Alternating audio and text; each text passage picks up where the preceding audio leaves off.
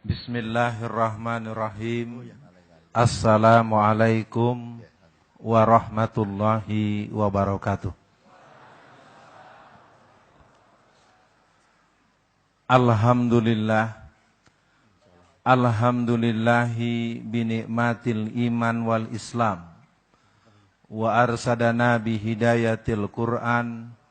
Wa yaj'alana insyaallah minal muti'ina salihina ila yaumil qiyamah. Ashhadu an la ilaha illallah wa ashhadu anna Muhammadan abduhu wa rasuluh. Allahumma sholli ala Muhammad wa ala ali Muhammad. Para hadirin, hadirat dan seluruh jamaah secara umum, terkhusus kepada guru kita Bapak Dr. Sukino, dan juga di sini ada Profesor Dr. Zainal, dan para jamaah. Selama seminggu ini saya sudah ada di sekitar Solo ini hampir 6 hari. Pulang kemarin Kamis dan Jumat, Sabtu, Ahad saya kemari lagi. Dan hari ini kita akan membicarakan sebagai bentuk kesadaran kolektif kita terhadap kemungkinan terburuk yang akan kita alami. Sebetulnya saya agak kalau bahasa Jawanya nih, pakai juga nih, karena di sini banyak orang-orang yang mengalami. Profesor Zainal mesti mengalami persoalan komunis Alfian ini. Bisa apa dia? Tahu apa dia? Paling tidak pada hari ini saya akan mengawali dalam, mohon maaf karena saya tidak sanggup membawa makalah yang cukup, tapi mungkin saya titip pesan tadi untuk perwakilan-perwakilan. Saya sudah bawa sekitar ada 100 sampai 200 buah makalah ini. Saya akan awali dengan pengantar yang mungkin nanti bisa dilengkapi dari bahan yang bisa dibaca. Boleh diperdengarkan dulu. Ada pernyataan yang perlu kita dengar. Seorang kader PKI yang bernama Sudisman, sebelum dihukum mati, dia mengatakan, jika saya mati, sudah tentu bukan berarti PKI ikut mati bersama dengan kematian saya. Tidak, sama sekali tidak. Walaupun PKI sekarang sudah rusak berkeping-keping, saya tetap yakin ini hanya bersifat sementara. Dan dalam peran sejarah nanti, PKI akan tumbuh kembali, sebab PKI adalah anak zaman yang dilahirkan oleh zaman. Jadi ini adalah pernyataan masa lalu yang mungkin menjadi beban buat saya sebagai generasi tengahan, karena saya juga tidak mengalami langsung. Tapi apa yang bisa kita jelaskan ketika kita sekarang bisa mendapatkan satu ADART hasil kongres yang terbaru. Kalau orang yang mengerti organisasi, maka tidak bisa dipungkiri, lahirnya sebuah ADART merupakan produk daripada pembahasan yang berskala nasional. Artinya, PKI telah melakukan pertemuan-pertemuan yang sangat intens, nuwun sewu, termasuk di Solo. Sejarah Solo adalah sejarah yang punya bentuk kekuatan yang, kalau dibilang ada triangle strong, 3 yang kuat. 1 kelompok Islam, 1 kelompok komunis, 1 kelompok Kristen. Nah, maka pesan dari saya sebelum kita membahas tentang bagaimana sistematika, bagaimana metamorfosis, bagaimana proses, bagaimana sejarah masa lalu, bagaimana kegiatan mereka hari ini, dan apa akibatnya masa depan, maka pesan pertama adalah Pilkada tanggal 9 Desember tahun 2015 agar diperhitungkan, jangan memilih pemimpin yang akan memudahkan PKI hidup kembali. Jangan biarkan pemimpin yang dilahirkan dalam pilkada serentak ini adalah pemimpin yang akan menghambat pengembangan dakwah dan penegakan nilai-nilai yang Allah telah turunkan dan Rasul telah ajarkan. Tidak mudah. Maka dari corong ini, dari forum ini, saya mengajak kepada seluruh masyarakat, karena bukan hanya di Solo. Saya tinggal di Tangerang juga ada Tangerang Selatan, di Bangka, Belitung, juga di beberapa daerah ada sekitar 390 kota, kabupaten, dan provinsi, termasuk Sumatera Barat.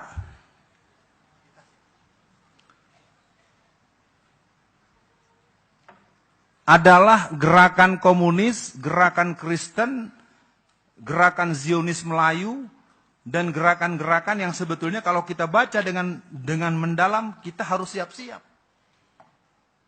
Jakarta, 87% sertifikat tanah itu sudah di tangan kaum Nasrani dan kaum kader-kader PKI. Tangerang Raya, 84%. Jadi kalau MTA yang di Cimone itu nanti bisa kita ketemu. Ya, dan beberapa titik lain karena saya tinggal di Tangerang. Di Majalengka sudah 68%. Di Ponorogo itu penguasaan tanah oleh kaum salib dan kaum musuh-musuh Islam itu sudah 75%. Jadi gerakan-gerakan komunis ini menjadi pembahasan yang sangat membutuhkan ketenangan, membutuhkan keberanian, dan kita akan memulai dari mana mereka mulai bangkit kembali. Tahun 1965 semua orang tahu ada gerakan G30 SPKI. Yang mana mereka kemudian mencoba menghapusnya dengan tidak dibuatnya PKI di samping G30S. Di mana? Di buku sejarah. Zaman siapa menterinya? Pada zaman Profesor Dr. Bambang Sudibyo. Apakah dia yang berbuat? Bukan. Yang berbuat adalah kader-kader PKI yang menggunakan formula KKM, kerja di kalangan musuh, yang masuk ke dalam institusi, lembaga pendidikan, lembaga departemen yang bernama Departemen Pendidikan dan Kebudayaan. Maka awal tahun ajaran 2004 mulai ditawarkan pelajaran sejarah G30S tanpa PKI. Alhamdulillah waktu itu Kiai Haji Yusuf Hasim dari Jombang, Jawa Timur, Kiai Haji Abdul Rashid Abdullah Syafi'i dari Jakarta, Bapak Taufik Ismail, Alfian Tanjung, Fadli Zon, ada sekitar bertujuh atau bersembilan kita mendatangi menteri. Pak Menteri, bagaimana ceritanya kok buku sejarah kita dihilangkan PKI-nya, dihilangkan pelaku utama, subjek utama daripada gerakan yang telah pernah membuat aktivitas yang berdarah-darah. Nah, sekarang kita ambil supaya kita bisa melihat dan waktu kita cukup untuk dialog. Pemilu pertama di zaman reformasi itu bulan April tahun 1999. Kejadian setelah pemilu itu yang pertama adalah dibakarnya kantor KPU pusat. Itu tidak pernah tersebar luas. Karena memang cuma sebagian kecil, tapi yang luar biasa dibakarnya kantor KPU Karawang. Saya coba tanya kepada kakak-kakak angkatan saya di PII, siapa gerangan yang berbuat di Karawang? Di Karawang itu kantor KPU rata dengan tanah dihabisi oleh pemuda rakyat yang merasa kecewa karena kader-kader yang mereka siapkan tidak bisa masuk ke DPRD dan peran-peran politik yang ada. Kalau kita telusuri gerakan-gerakan ini muncul dengan sangat sistematik. Mereka juga membakar kantor wali kota Jakarta Barat. Kalau kita ikuti lagi dengan lebih tenang bagaimana pembunuhan kepada ustadz-ustadz dan guru mengaji, dimulai dari peristiwa Banyuwangi dan beberapa peristiwa dengan tuduhan dukun santet.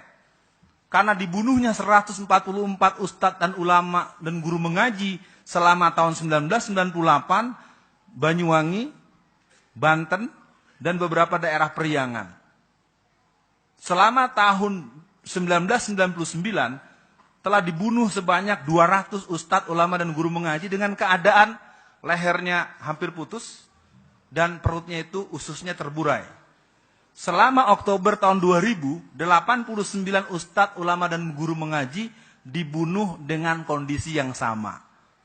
Umur mereka rata-rata 60 sampai 70 tahun. Kalau ditarik tahun 1998, di saat tahun 65-an berarti mereka adalah anak muda tahun 65. Maka sebenarnya ini merupakan bahan yang menurut hemat saya hampir tidak pernah dibahas.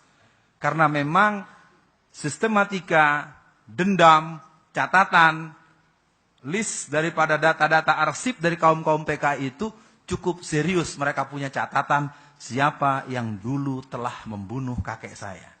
Sopo sing pateni bapakku dulu. Nah, persoalannya sekarang menjadi kita di sini, apakah kita akan menunggu? Dan saya katakan dengan berat hati kepada yang saya hormati Bapak pimpinan MTA, yang saya hormati Bapak Profesor Dr. Zainal, saya punya feeling semoga keliru, semoga salah feeling saya. Kalau ini terjadi akan lebih dahsyat dari tahun 65.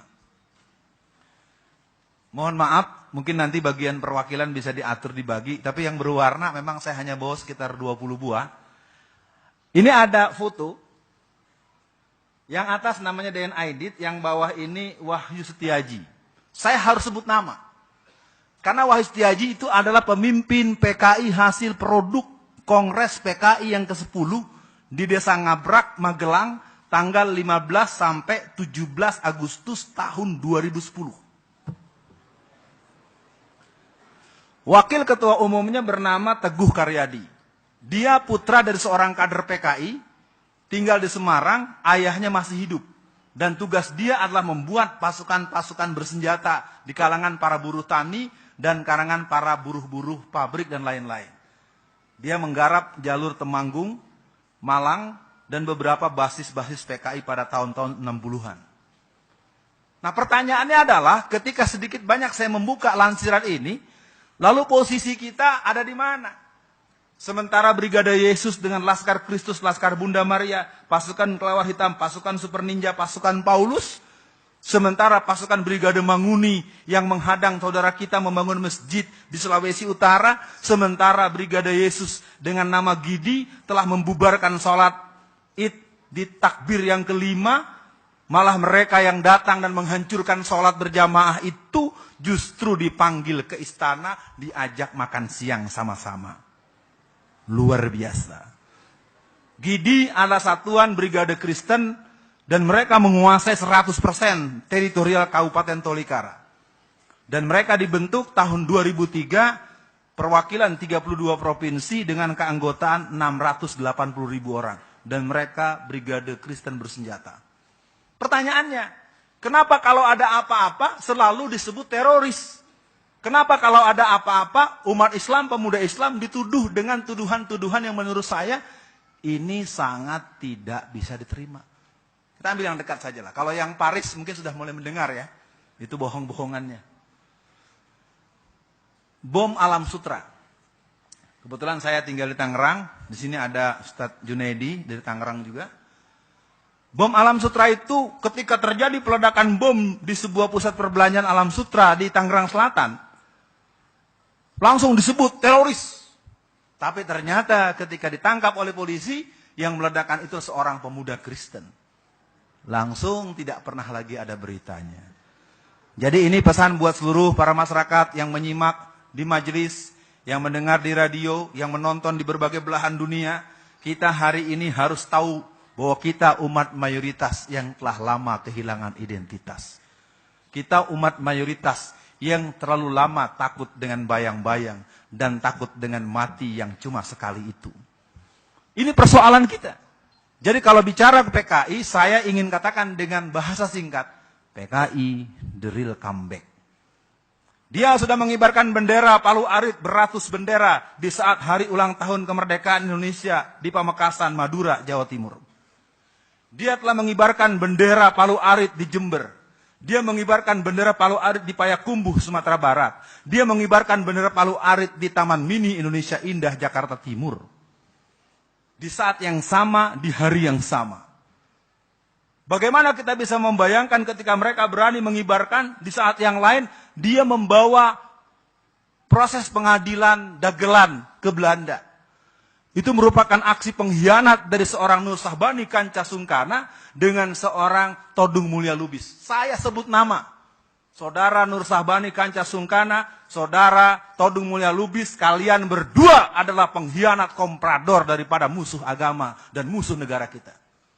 Artinya, kepada para hadirin, tentu saya sangat paham betul kultur di MTA ini. Kita boleh punya pemahaman yang panas, Tapi pikiran harus jernih, hati kita harus tenang, dan kita harus bertanya, apa yang Allah arahkan untuk itu?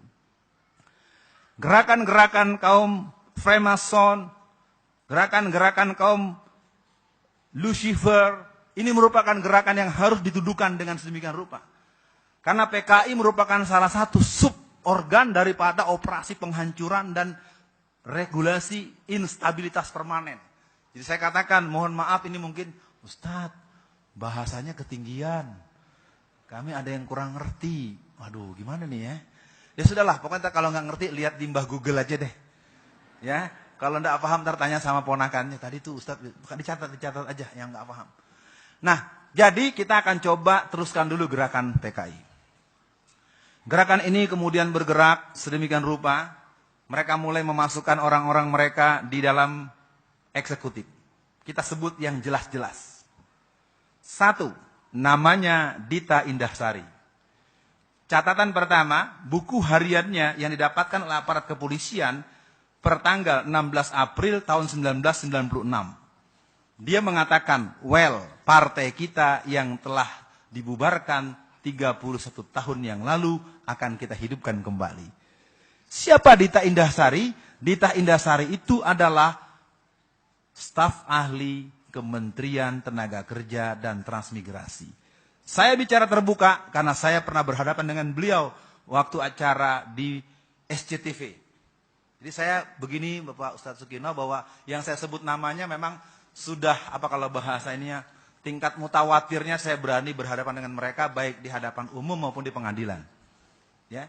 Jadi Dita Indahsari ini adalah staf ahli Menteri Tenaga Kerja dan Transmigrasi sejak masa Bapak Muhaimin Iskandar menjadi Menteri Tenaga Kerja dan Transmigrasi. Pertanyaannya, yang diajak sama yang mengajak kira-kira ada sambungannya apa tidak? Saya tidak tahu. Saya tidak mau sebut yang mengajak. Yang diajak saja yang saya sebut, karena memang dia terang benderang. Itu 1. Libur 1 Mei. Libur 1 Mei merupakan tanda keberhasilan PKI untuk menetapkan agendanya. Karena 1 Mei adalah libur yang diarahkan dalam sidang Komintern pada tahun 1916 di Perancis. Jadi penetapan libur 1 Mei sebagai libur nasional adalah kemenangan kaum PKI. Hebat. Ya. Jangan salah paham para kaum buruh. Buruhnya memang harus dibimbing. Buruhnya memang harus diberikan kemudahan-kemudahan. Tapi libur itu ternyata tidak libur. Setiap 1 Mei itu yang ada libur apa demo? Nah, berarti bukan libur, Pak. Kalau libur ya libur istirahat gitu kan. Tidak libur berarti, ini mobilisasi. Ya, ini gerakan-gerakan SBSI yang dipimpin oleh Mukhtar Pak Pahan. SBSI itu sekarang, kalau dulu SOPSI. Dulu ada O-nya dihilangkan, tinggal SBSI. Ya, nanti kita bahas lebih jauh, kita coba lihat lagi gambar yang tadi. Setelah 1 Mei kita lihat bagaimana mereka bergerak. Mereka punya gerakan strategi komunis putih, yaitu memulai pengembangan pandangan-pandangan komunis mereka, ateis mereka lewat perguruan tinggi Islam. Jam berapa sekarang nih? Waktunya perlu panjang, tapi mudah-mudahan tidak sulit ini yang memutar. Bisa Kak kalau diputarkan film yang Anjing Hu Akbar itu? Ya, enggak, di sini saya sambil bicara sambil tanya yang operatornya, kalau bisa coba diputar, kita langsung ambil angel itu.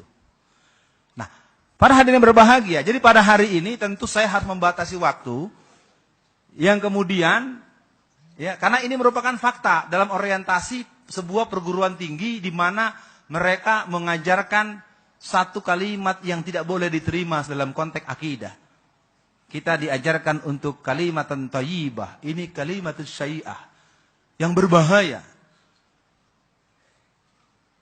Nah, jadi pada hari ini kita akan mencoba menegaskan bahwa kebangkitan PKI kita hadapi dengan proporsional. Kita bukan ketakutan yang berlebihan. Kita jangan abai yang keterlaluan. Dan jangan sampai kebangkitan PKI yang sesungguhnya kita sikapi dengan cara-cara yang terlalu berlebih. Kalau kata anak-anak sekarang itu lebay. Jangan lebay lah. Ya, kenapa? Karena gerakan mereka ini sedang diarahkan kepada untuk mengantarkan kita untuk berada pada posisi salah dan kalah. Padahal yang seperti itu adalah mereka. Mereka adalah orang-orang yang memilih telah jalan yang salah dan kalah. Tetapi mereka ingin membalikan kepada kita, yang dimana akhirnya mereka menuntut kita minta maaf pada mereka. Ini kurang ajar ini. Sulit diterima. Dia yang berbuat, dia yang merusak, dia yang meracuni pemuda Ansor di Cemetuk, Banyuwangi.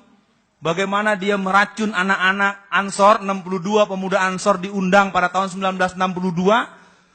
Diundang oleh pemuda rakyat, lalu para gerwani mencoba menyambut mereka dengan pakaian seolah-olah seperti fatayat NU. Lalu kemudian 62 pemuda Ansor ini dihidangkan makanan yang sudah diracuni dengan racun dosis tinggi dan semuanya mati di tempat.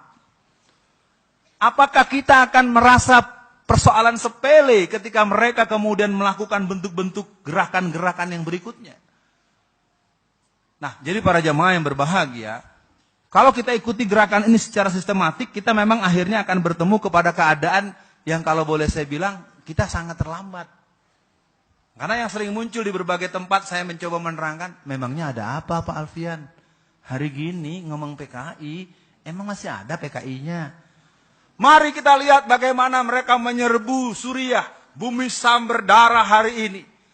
Bagaimana yang namanya pasukan Rusia, pasukan Cina, pasukan Vietnam, bersama-sama mereka mengepung bumi Syam, bumi jihad.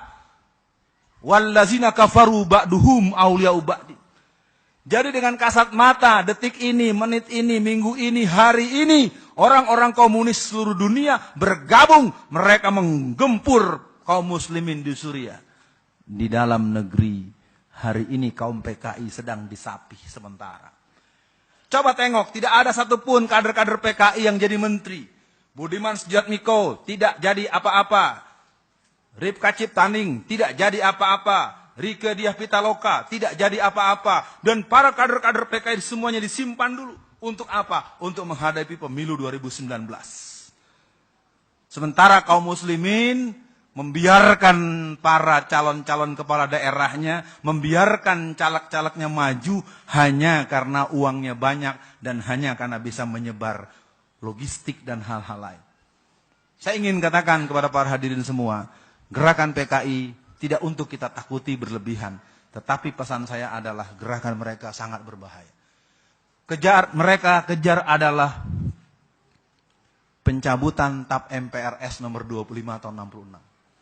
Apakah TAP MPRS tahun 25, nomor 25 tahun 66 itu adalah ketentuan yang dihasilkan dalam sidang paripurna di DPR MPR pada tahun 1966 yang disahkan pada tanggal 5 Juli tahun 1966 yang menyatakan bahwa PKI dan organisasi bawahannya adalah organisasi terlarang. Nah, kita cukupkan sampai di sini sambil saya menyebutkan 3 implikasi.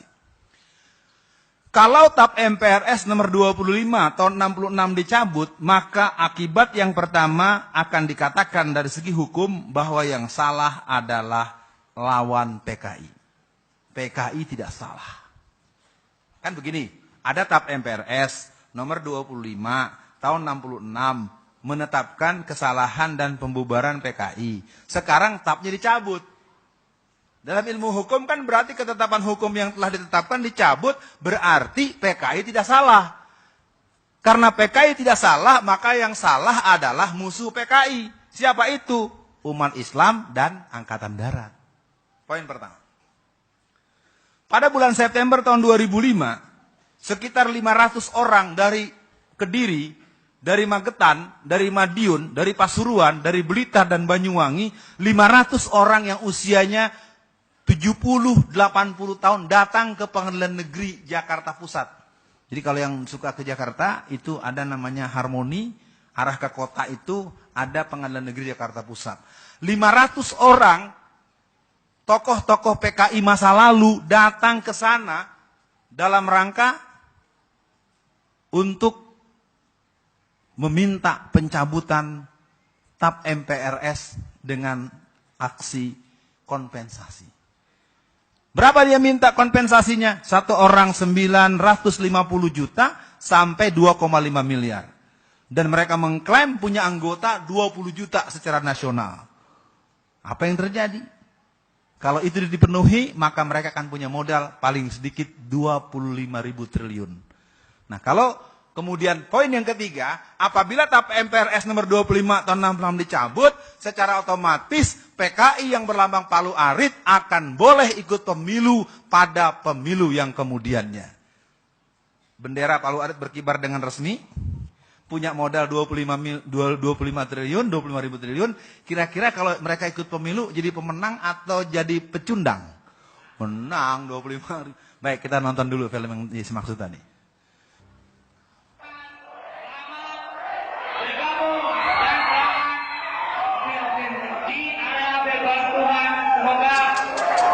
Ini area bebas Tuhan.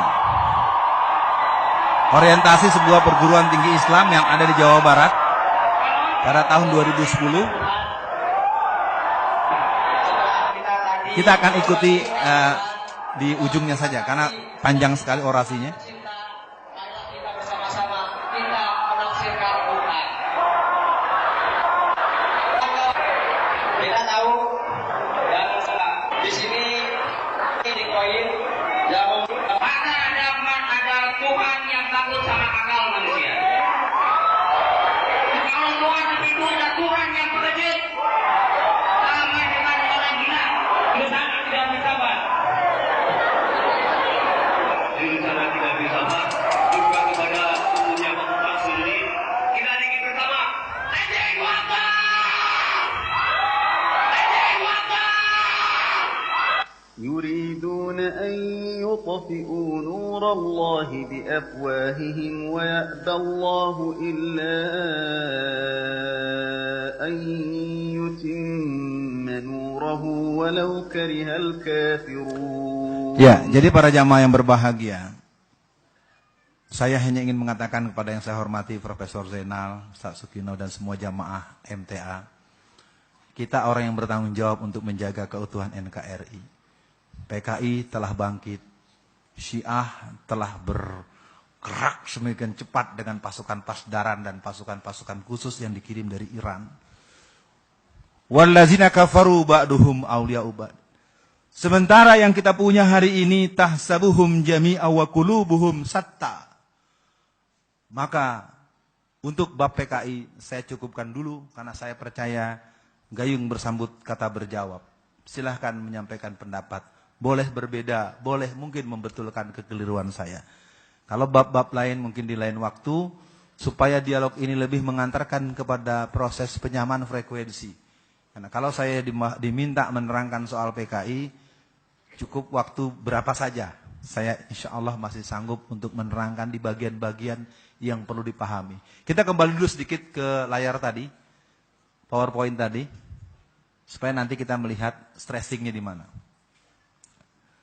Ya, lanjut. Karena kita tadi janji mau lihat foto-foto mereka. Lanjut. Ya. Nah, ini yang bernama Dita Indahsari. Dia pemimpin buruh, kemudian diangkat jadi staf menteri, 2 periode dengan menteri yang berbeda. Oke, lanjut. Kita akan lihat foto-foto dulu. Ini yang bernama Ratna Sarumpait. Dia pemimpin panggung Satu Merah. Lanjut. Lanjut. Ini 6 orang yang sangat dikenal sebagai penggerak gerakan PKI sejak tahun 80-an. Ya. Yang pojok kiri atas namanya Ripka Ciptaning. Dia mengarang buku Aku Bangga Anak PKI pada bulan Juni tahun 2002. Dia mengarang buku yang kedua Anak PKI Masuk Parlemen bulan September tahun 2005. Dia mengarang buku 50 tahun Anak PKI bulan September tahun 2008. Dia mengarang buku yang berjudul Menuju Jalan Perubahan tahun 2012 untuk menjadi buku pedoman pemenangan Gubernur Jakarta yang berasal dari Solo, yang sekarang jadi presiden. Seragam kotak-kotak itu adalah seragam pemuda Partai Komunis Cina. Mau bukti? Silakan diperiksa koran Media Indonesia terbitan hari Senin tanggal 17 bulan September halaman 12 pojok kiri atas. Silahkan dibuka di browsing nanti. Jadi Seragam kotak-kotak itu adalah seragam pemuda Partai Komunis Cina. Dan itu menjadi lambang kemenangan dalam proses pemilihan gubernur Jakarta 2012. Ya. Jangan tersinggung-tersinggung, ini fakta saja. Saya bicara physically, saya bicara data, di koran ada. Belum lagi dia mengatakan dalam koran Sinar Harapan, ya, sore, dia katakan dalam tanggal 18 Maret tahun 2004, yang bisa menyelesaikan bangsa ini adalah konsep Nasakom. Nasakom. Nasakom adalah kita. Nasakom adalah kita. Nasakom adalah kita. Prof masih ingat kali ya? Siapa yang kampanyenya kemarin pakai kita-kita? Silahkan periksa sendiri. Saya nggak nyebut nama, cuman ngingetin aja. Nasakom adalah kita.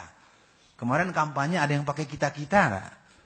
Ya. Atau ayo kerja, itu tagline negara komunis. Ya, komando, ayo kerja, kerja. Itu adalah tagline negara-negara komunis. Silakan periksa. Jadi kalau mulai dibilang semuanya udah di depan mata, ada dekat dengan kita. Lalu kemudian disampaikan ada yang tidak terima. Persoalannya adalah mau kita tutup fakta sejarahnya atau ceramah ini diberhentikan karena dianggap memberatkan buat pemilik tempat maupun para pendengar. Saya tidak tahu. Yang jelas saya harus menuntaskan sampai tanya jawab. Lanjut. Sebentar. Orang-orangnya belum semua ini. Ya, biar jelas. Siapa-siapa aja, jangan cuma lihat gambarnya aja. Yang tengah bernama Budiman Sujatmiko. Dialah yang menggolkan undang-undang desa. Undang-undang desa itu adalah skema undang-undang desa mengepung kota. Dia ingin memberikan fakta kepada seluruh masyarakat. Kalau bahasa Jakarta, gua loh yang berjasa. Dia adalah seorang pendiri PRD yang awalnya tahun 1994 bernama Pergerakan Rakyat Demokratik. Pertanggal 31 Mei 1996 berubah menjadi Partai Rakyat Demokratik dan tanggal 27 Juli menjadi Komando Kerusuhan Penghancuran Kantor PDI Budi Harjono. Ya, kalau yang tahu sejarah, ini manusia adalah penghancur PDI. Saya tidak mau berbicara pro kontranya karena kemudian akan muncul PDI Perjuangan, itu nanti bicara sejarah lain lagi. Apa yang dia pimpin? Bagaimana Budiman Sujatmiko itu? Dia adalah seorang pemimpin Partai Demokratik yang mana PRD merupakan PKI dengan casing baru yang sudah melakukan kongres yang ke-8 pada tanggal 24 sampai 26 Maret tahun 2015 di Hotel Akasia, Jakarta Pusat, sederetan dengan kantor Dewan Dakwah Islamiyah Indonesia dan kantor Muhammadiyah Jakarta. 24 sampai 26 Maret 2015. Di Hotel Akasia, kongres yang ke-8. Jadi kita lihat sekarang, PKI di satu sisi, PRD di sisi lain, dan para generasi-generasi tradisional romantisme. Jadi PKI ini sekarang tumbuh di semua tempat. Sekarang ada yang jadi gubernur, ada yang jadi bupati, ada yang jadi wali kota, ada yang jadi staf menteri. Yang menteri disimpan dulu nanti buat 2019. Jadi pemilu nanti dengan adanya menang di gelombang pertama pilkada serentak ini, nanti pilkada serentak lagi tahun 2017, 2019 negara ini adalah negara demokrasi yang komunisme. Memang tidak mudah untuk mendengarnya. Saya tahu omongan saya akan menimbulkan resistensi. Kalau tidak dicegah, maka langkah pertama, kembalikan dulu Undang-Undang Dasar 45. Itu merupakan sebuah pelacuran konstitusional yang sangat luar biasa. Ketika pasal 6 dirubah dengan doktrin gereja oleh Profesor Dr. J.E. Sayetapi. Dia mengatakan, haleluya, Yesus Kristus, haleluya, bahwa kami telah berhasil menggunting dan mengamandir pasal 6 Undang-Undang Dasar 45. Disitulah sebenarnya kemenangan jaringan Kristen dan jaringan Aseng. Mengerikan memang. Tapi karena gerakan konstitusi seperti ini menjadi sesuatu yang tidak didalami dengan baik, sekarang semua terlolong-lolong. Kita berada dengan sebuah negara yang sistem ketatanegaraannya tidak mendukung dinamika dan kesejahteraan masyarakatnya. Kita kembali ke layar tadi. Nah, yang sebelah kanannya namanya Andi Arief. Andi Arief ini adalah seorang yang pernah menjadi staf menteri Maaf, dia menjadi komisaris PT POS dan pernah menjadi ketua BNPB. Satu hari beliau telepon saya. Saudara Alfian, Anda hati-hati, Anda akan saya tangkap. Karena Anda telah mencemarkan nama baik saya. Waduh, takut juga kan mau ditangkap Pak. Aduh, ditangkap gue ini. Maaf ya Pak, ini siapa ya? Nggak kenal sama nomor ini, maklum saya rakyat biasa.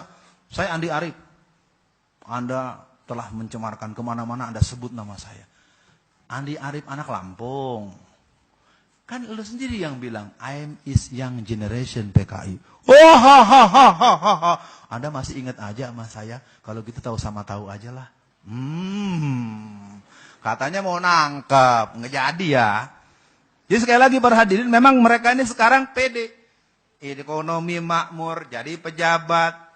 Ya kan pertanyaannya kenapa kader-kader muda PKI ini bisa jadi orang penting. Sementara pemuda-pemuda Islam yang punya jiwa tauhid, yang punya sambungan dengan Masyumi, yang punya sambungan dengan NU, yang pernah bekerja sama pada awal-awal pembentukan Bintang Bulan Masyumi Palu Arit PKI. Kan gitu ya. Pasti ingat itu zaman-zaman 50-60-an. Jadi yang namanya Andi Arief ini ternyata dialah yang bernama Mirah Mahardika. Setelah Musso gagal tahun 48, Musso menyerahkan kepemimpinan kepada DN Aidit, DN Aidit gagal menyerahkan kepada Sudisman yang kita bacakan tadi, Sudisman menyerahkan kepada dia. Jadi kelompok komunis itu memberikan penyerahan tugas yang tuntas. Kalau kelompok Islam, saya mohon maaf, sering gazebo. Nggak jelas, Bu. Nggak ketahuan. Sekarang muncul seorang Alfian Tanjung menjadi orang yang bicara banyak soal PKI. Kalau bahasa Jakartanya, siapa kamu? Siapa elu? Nah paling tidak, saya coba tuntaskan ke gambar-gambar yang 6 ini saja dulu. Ya. Yang pojok kiri bawah dikenal dengan Oneng. Calon Gubernur Jawa Barat bersama Teten Masduki. Jadi Gerwani dan pemuda rakyat sekarang bersiap. Mereka akan paksa tarik Ridwan Kamil menjadi Gubernur Jakarta untuk bertanding dengan Basuki Cahayapurnama supaya benteng Jawa Barat jebol. Maka saya bilang pada teman-teman di Jawa Barat, teman-teman yang coba ngobrol-ngobrol soal politik, jangan tarik Ridwan Kamil ke Jakarta. Nanti bentengnya lemah di Jawa Barat.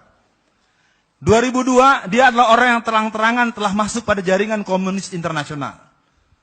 Dialah yang bersama dengan Ripka Ciptaning, ya, si Rike ini dengan Ripka Ciptaning tadi, yang hadir dalam peristiwa Pakisruyung di Banyuwangi hari Kamis, tanggal 10 bulan Juni tahun 2010, dia mengadakan kerusuhan dengan mengundang keluarga besar PKI untuk datang ke sebuah tempat yang disepakati di Banyuwangi. Yang kesasar FPI. Saya bilang, nih jangan-jangan ada anak kecil jatuh, bubarkan FPI gitu. Ya, nggak nyambung. Yang bubarkan mereka orang lain, yang bubarkan mereka gerakan lain, kok tahu-tahu FPI yang disalahkan. Ya, jangan-jangan ntar ada nenek-nenek jatuh tertabrak beca. Aduh nenek-nenek, bubarkan FPI. Wah, ini kan sering terjadi hal-hal yang tidak nyambung. Ya, di Banyuwangi itu yang saya tahu dari beberapa upaya saya akses kepada pusat FPI, tidak ada pengurusnya. Oke, kita tuntaskan gambar tadi. Yang tengah mesti kenal kan? Dia manusia dengan 2 fungsi. Fungsi pertama adalah Komandan Brigade Yesus Indonesia bagian timur. Dan kedua, dia adalah seorang tokoh anggota DPR yang partainya antara yang diculik dan menculik satu partai. Ya, yang ngerti bisa senyum, yang tidak ngerti susah senyum. Apa ini maksudnya? Udah dulu lah ya. Nah, yang pojok kanan bawah namanya Pius Usilanang, yang tengah namanya Desmond Mahesa. Pius Usilanang ini seorang putra dari Palembang. Agamanya Kristen Katolik. Dia memimpin pasukan khusus yang bernama Brigade 1 yang digembleng di Tasikmalaya. Selama sekian bulan dia mendidik pemuda-pemuda dari Pasundan untuk menjadi pasukan Brigas. Pasukan Brigade 1 yang punya militansi diwujudkan dengan cara menempeleng Pas Wampres, pasukan pengawal presiden pada Kongres PDI tahun 1999 di Semarang. Saya tanya pada jamaah, yang namanya pasukan pengawal presiden itu sipil apa tentara? Logis nggak seorang tentara ditempeleng sama satgas partai? Tahu, tidak logis, tapi kejadian. Yang mimpin yang tadi itu, si Pius. Dan Pius sekarang juga bergabung dalam partai yang menculik dan diculik satu partai. Ya. Coba teruskan sedikit lagi. Saya memandang walaupun tidak bisa kita merasa terlalu instan, minimal ada hal yang perlu kita lakukan. Sampai di sini dari saya. Kalau masih ada waktu dan pengaturan mendukung, alokasi waktu, dan saya kurang paham tradisi di tempat kita secara langsung, maka kalau memang ada tanya jawab, mohon diatur. Kalau tidak, berarti saya mohon diri. Baiklah, kami sampaikan terima kasih Ustadz Alfian Tanjung atas waktunya bisa memberikan pencerahan kepada para hadirin semuanya. Namun kami berikan kesempatan kepada para hadirin semuanya untuk mempersiapkan pertanyaannya, baik tertulis maupun nanti secara langsung. Dan untuk ada waktu sedikit lagi Ustadz untuk memperjelas 5 langkah tadi, karena kita tadi masih bicara mendeteksi adanya PKI, kemudian endingnya kan harus bagaimana menghadapi PKI. Barangkali dijabarkan dulu 5 langkah, nanti kalau ada yang kurang jelas bisa ditanyakan kembali. Luar biasa, baik, kita selesaikan dulu. Yang pasti, tak kumaksudkan mengajarkan itik untuk berenang. Tak kumaksudkan memberikan garam air laut. PKI bangkit, coba kita tawarkan 5 langkah berikut ini. Yang pertama, mungkin kita ada di sini. Langkah penyadaran. Sadar kita akan sejarah, sadar akan situasi, sadar akan implikasi. Dan saya nyatakan dengan berat hati, kalau kita biarkan mereka berteriak-teriak di Belanda, itu sebuah persidangan yang sangat abal-abal. Itu sidang abal-abal di Belanda itu sidang liar karena mereka tidak mempunyai legal standing yang bisa dipertanggungjawabkan secara hukum. Pengkhianat-pengkhianat itu mesti ditangkap, dan kalau dalam ilmu tata negara itu orang itu harus dihukum mati. Mereka membawa persoalan dalam negeri ke luar negeri dengan seenak perutnya, dan dibawanya ke Belanda lagi, di mana PKI pertama kali dibentuk. Ya, jadi yang membentuk Partai Komunis yang pertama itu Sneevliet dan beberapa tokoh-tokoh Belanda yang membentuk itu. Oke, kita masuk bagian kedua. Bagian kedua yang bisa kita lakukan setelah penyadaran adalah langkah kedua. Lanjut. Langkah pengkaderan. Ini yang saya tangkap. Saya menangkap semangat ini ada di MTA. Ya, apa yang perlu kita lakukan? Pelatihan untuk para pelatih. Pilihannya mungkin bukan pada PKI minded, tetapi paling tidak kesadaran akan resiko terburuk. Karena kalau kita bayangkan 87% sertifikat tanah di Jakarta sudah dalam genggaman kaum kafir, 84% ada di Tangerang Raya, 65%, 68% di Majalengka, 75% di Ponorogo. Yang saya sebut adalah yang saya tahu persis. Yang lain tidak saya sebut karena saya kurang persis tahu. Kalau di Tangerang, kebetulan saya sekarang punya tugas menjadi majelis syuro untuk jaringan masjid Tangerang Raya. Jadi kita diskusikan betul dan cukup was-was. Untuk BSD yang di Pusat Perdagangan dan Bisnis Sumarekon itu jumlah gereja 170 dan jumlah masjid cuma 70. Ya, luar biasa. Banten saja dikepung habis itu. Ya. Oke, yang kedua tadi sudah kita lihat. Lanjut, yang kedua, sebentar.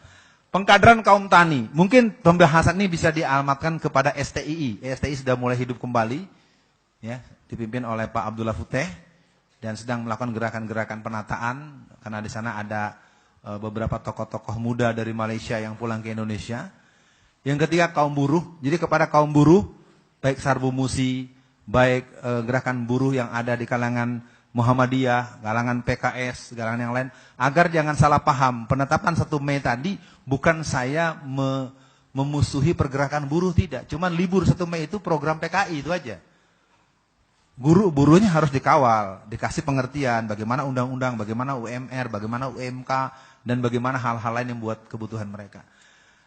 Pengkaderan di kalangan pelajar dan mahasiswa. Sampai hari ini saya belum pernah mendengar ada front pelajar, ada front mahasiswa anti komunis. Sementara di kalangan PKI terang-terangan mereka punya. Mereka punya yang namanya front pelajar komunis, API, AFRA, Bajak. Bagaimana pemuda-pemuda pelajar hari ini? Bagaimana para pelajar? Adakah PII hari ini? Mana pelajar Islam Indonesia? Mana HMI? Mana yang lain? Ini pertanyaan bukan menggugat, tapi persoalannya semangat melawan kebangkitan PKI-nya menjadi lentur, menjadi luntur, menjadi hancur karena kita telah kehilangan hubungan yang baik dengan ini. Wa nunazzilu minal Qur'ani ma huwa shifaa'u rahmatul lil mu'minin wa la yazidu zalimina illa khasar.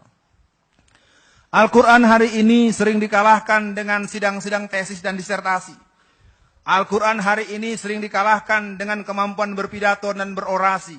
Mari kita belajar dari Profesor Dr. Andi Hakim Nasution. Ketika beliau menyelesaikan disertasi S3 beliau di Amerika. Waktu itu dia membuat filsafat ilmu menurut Al-Quran. Maka para promotor-promotornya membilang, Saudara Andi, Anda tidak boleh menuntaskan disertasi S3 Anda karena Anda menggunakan Al-Quran dan sabda Muhammad Rasulullah. Oh, baik para promotor. Kalau Anda melarang saya menggunakan Quran, menggunakan hadis Nabi, sunnah Nabi, maka saya tidak perlu jadi doktor. Terima kasih. Subhanallah. Dengan sikap dia yang tegas seperti itu, akhirnya para promotornya menarik omongannya. Baik, kalau gitu Anda teruskan dan nanti Anda akan berhadapan dalam sidang persidangan disertasi Anda nanti. Itulah yang kemudian Bapak Andi Hakim Nasution menjadi rektor IPB pada tahun 80-an. Nah, kita dulu pernah punya LMD, Lembaga Mujahid Dakwah, latihan Mujahid Dakwah. Kalau kita lihat sekarang, kenapa kelompok-kelompok muda jadi lemah, akhirnya masuk Syiah. Masuk pandangan-pandangan yang tidak bisa diterima secara paradigma Quran dan ketentuan-ketentuan yang qat'i secara syariah. Karena memang kita lemah dalam pengkaderan. Lanjut. Nah, yang nomor 5 ini mungkin saya mau cerita agak sedikit lucu saja. Waktu itu almarhum Z. A. Maulani, benar saya dengar kerap diundang ke sini juga, akan menyelenggarakan pelatihan penataran khusus intelijen dakwah. Dia bilang, yang datang jangan banyak-banyak, 35 orang paling banyak.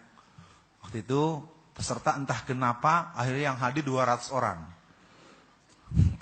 Kata Pak Maulani, ente ini mau kursus intelijen apa mau tablik akbar? Akhirnya kursus itu dibubarkan. Saya ingin mengatakan pesan beliau, karena 3 bulan menjelang beliau meninggal, saya bersama beliau kemana-mana.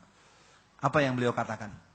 Saudara Alfian, salah satu kelemahan umat Islam yang perlu diingatkan adalah mereka tidak mempunyai peta intelijen dakwah.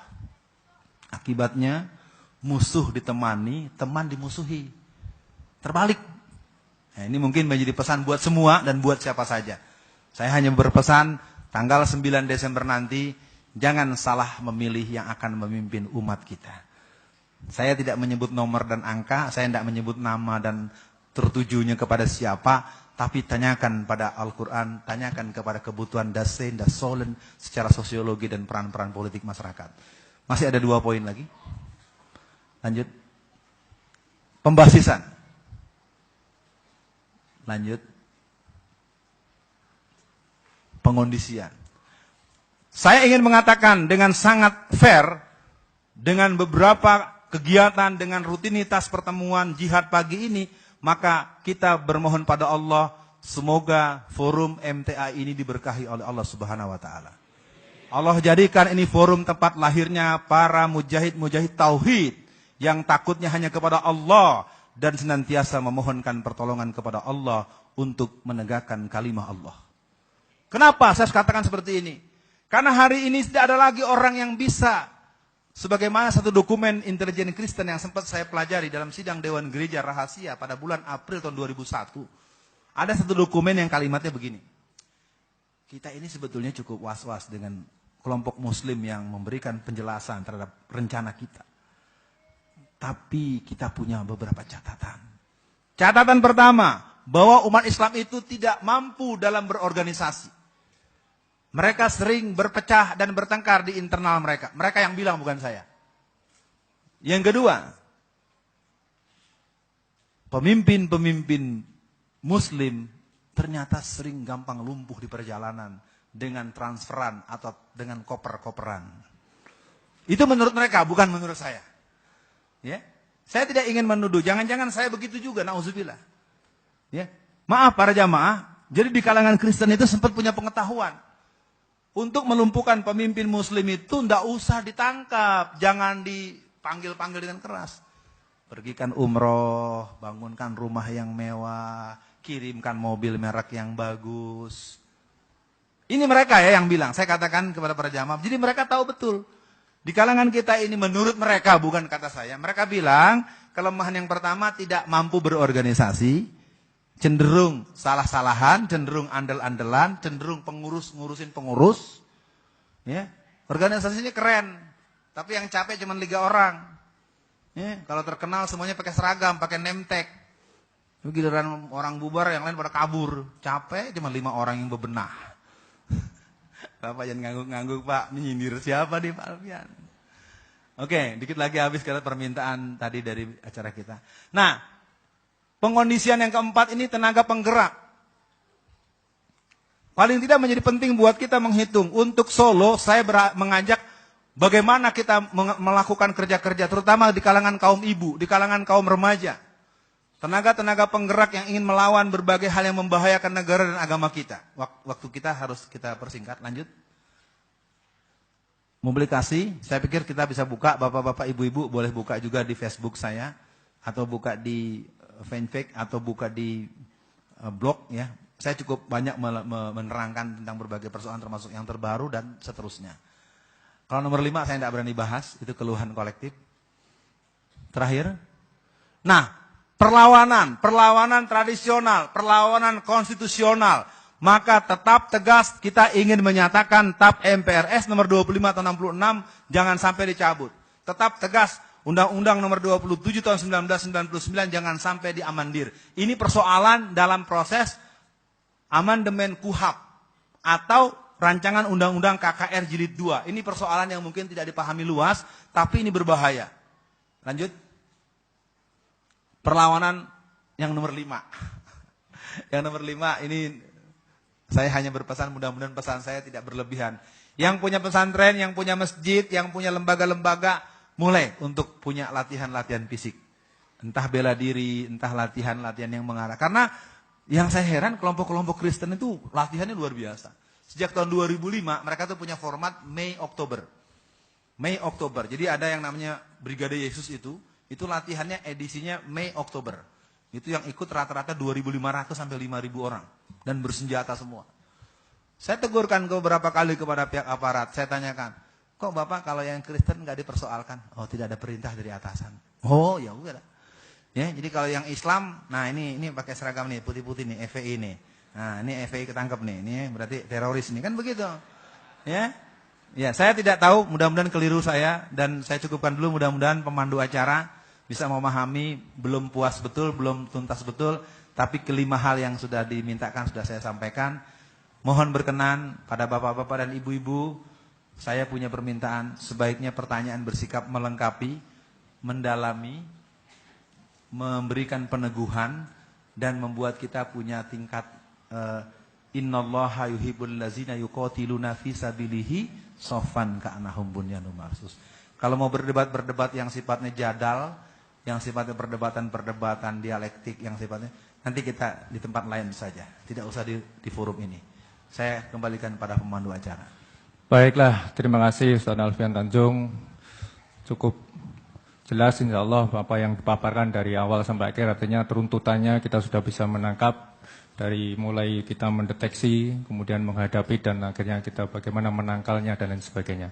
Namun demikian para hadirin semuanya, kami berikan kesempatan untuk mempersiapkan diri di dekat mic-mic yang dekat dengan saudara semuanya. Silakan sebutkan nomor mic-nya, nanti kita berikan kesempatan 3 penanya sekaligus nanti untuk dijawab. Silakan dari nomor 6. nomor 6. Mik nomor 29. 35. Ya nanti lebih lanjut. Kita mulai dari nomor 6. Silakan sebutkan namanya, dari mana, kemudian pertanyaan tidak usah berbelit-belit, langsung ke to the point, dan diutamakan adalah sesuai dengan topik apa yang disampaikan dari Ustadz Alfian tadi. Silakan. Terima kasih. Assalamualaikum warahmatullahi wabarakatuh. Nama saya Agus Mulyono, asal dari Teras, Boyolali. Langsung saja pertanyaan saya. Sebelum pertanyaan, saya sampaikan kepada Bapak Alfian bahwa yang hadir di dalam kuliah umum, saya bilang kuliah umum hari ini, ya, karena yang hadir tidak hanya yang bapak-bapak juga, karena mayoritas semua yang sekolah SMP dan SMA pun hari ini wajib hadir, Pak, biar tahu. Sehingga dari apa yang disampaikan oleh Bapak Alfian tadi, kalau materinya dengan seusia kami yang di atas 30 tahun ke atas, kami langsung bisa menerima, bisa membaca atau mencerna. Tetapi untuk yang anak-anak kami yang SMP, SMA ini seperti apa yang disampaikan beliau, kemudian Bapak Habib Rizik pada saat pengajian kemarin di alun-alun, itu bahwa memang kurikulum untuk sekolah itu sudah tidak ada, disampaikan tentang PKI. Jadi nanti tolong disampaikan di sini dalam kuliah umum ini oleh Bapak Alfian tentang apakah komunis itu adalah ateis. Ini sangat mendasar sekali, tetapi untuk putri-putri kita, Pak. Kemudian apakah komunis itu, apakah maksudnya idealisme komunis itu? Kemudian yang kedua, apakah idealisme kapitalisme itu? Kemudian termasuk lambang alu arit ya, palu arit. Nah, palu arit itu juga mohon dijelaskan, Pak. Nanti putra-putri kita ini mungkin banyak yang belum tahu dari SMP SMA ini apa yang dimaksud itu gitu. Tadi disampaikan penjenengan karena saya juga baca di Warta Kota termasuk pernyataan Pak Alfian pada saat pemilihan Putri Indonesia tahun 2015. Putri Indonesia tahun 2015 itu pemenangnya adalah dia dengan bangganya juga memakai kaos yang gambarnya palu arit. Mungkin ini tidak oleh ibu-ibu sekalian mungkin bangga dengan Putri Indonesia. Nah itu juga nanti mohon disampaikan karena ini juga salah satu penggembosan mental yang sudah disebarkan kepada mental anak-anak bangsa kita terutama yang remaja. Itu sudah masuk ke Putri Indonesia. Saya kira cukup, sudah 3 pertanyaan. Waktunya cukup singkat. Ya. Kami lanjutkan penanya kedua. Nomor 13, silakan sampaikan dengan cepat. Baik, terima kasih. Assalamualaikum warahmatullahi wabarakatuh. Nama saya Taufan Ekan Udidayat dari Purwodadi. Menanggapi tadi informasi yang telah disampaikan oleh Bapak Alfian, kalau memang benar-benar ini adalah sudah jelas fakta, bagaimana langkah pemerintah kita dalam menghadapi fakta ini?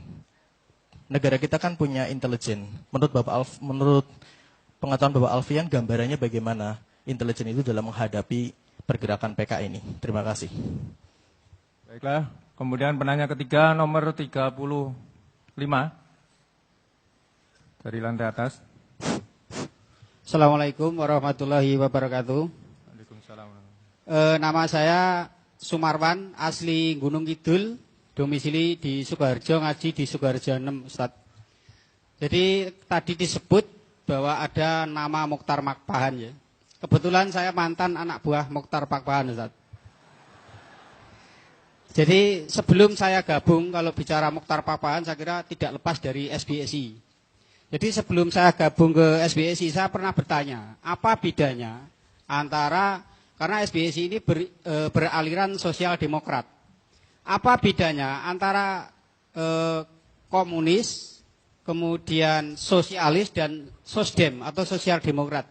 Kalau ada bedanya, mohon ini diterangkan, Bapak. Kemudian yang kedua,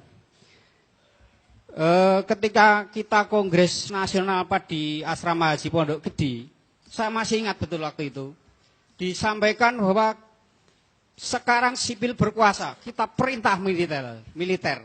Artinya ada semacam dikotomi antara sipil dan militer. Yang mau saya tanyakan, apakah ini termasuk salah satu strategi, ciri-ciri strategi komunis untuk memecah belah persatuan? Terima kasih. Assalamualaikum warahmatullahi wabarakatuh. Waalaikumsalam warahmatullahi wabarakatuh. Baiklah, terima kasih kepada para penanya. Sudah 3 penanya sekaligus. Kami persilahkan Ustaz Alfian Tanjung untuk menjawabnya, dan untuk semua penanya sudah tertulis di tab. Baik. Bismillahirrahmanirrahim. Yang bertanya punya kebutuhan untuk mengetahui. Yang mendengar punya kewajiban juga untuk menyimak.